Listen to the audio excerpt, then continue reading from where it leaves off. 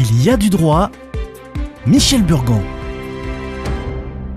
Bonjour. La prolongation de la vie humaine est un phénomène aux implications multiples qui oblige à repenser de nombreuses attitudes. Nous sommes de plus en plus préoccupés par la façon dont nous allons financer notre propre retraite. Mais a-t-on aussi réfléchi à la façon dont chacun décidera de profiter d'une vie beaucoup plus longue? Notre première intention est de prévoir, mais trop souvent, nous reportons au lendemain et ainsi de suite. Déni et procrastination nous font voir les risques de l'avenir juste pour les autres. Notre projet économique de retraite est actuellement entre les mains de nos gouvernants. L'exemple de nos parents n'aide pas. Ils ont pris leur retraite à 65 ans et profitent d'une vie plus longue sans avoir eu à la planifier. Côté placement, ils ont bénéficié d'un rendement moyen de 8%, soit 5 fois leur épargne en 20 ans. Aujourd'hui, à 2% l'an, il faudrait 80 ans pour le même résultat.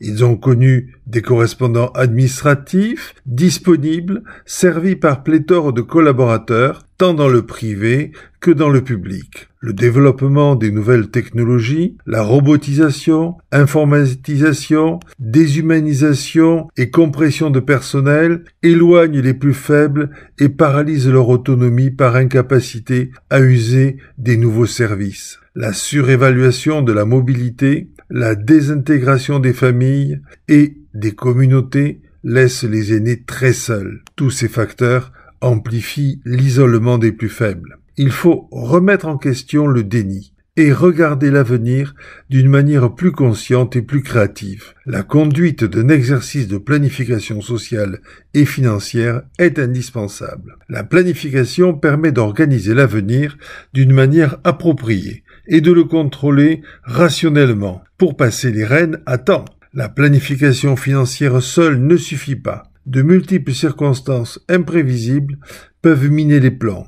Ainsi le décès ou l'incapacité de la personne qui génère les revenus les plus élevés pour la famille. La dépendance, qui n'est pas une maladie, mais une véritable charge. L'extension de la vieillesse suscite donc d'immenses inquiétudes, tant en ce qui concerne la nécessité de couvrir une bonne qualité de vie et la manière dont il faudra financer les dépenses d'assistance. Un projet complet pour cette étape n'est pas seulement constituer un patrimoine et des produits d'épargne retraite, c'est aussi confier sa protection et donner des instructions précises à des relais de confiance. Il faut coordonner et compléter un bon plan de prévision. Il est indispensable de préparer sa vieillesse économique, mais aussi de sélectionner les services d'assistance au vieillissement et à l'existence sociale. Cela s'avère plus important que de gérer ses obsèques. Pour ne pas interférer dans les débats de retraite,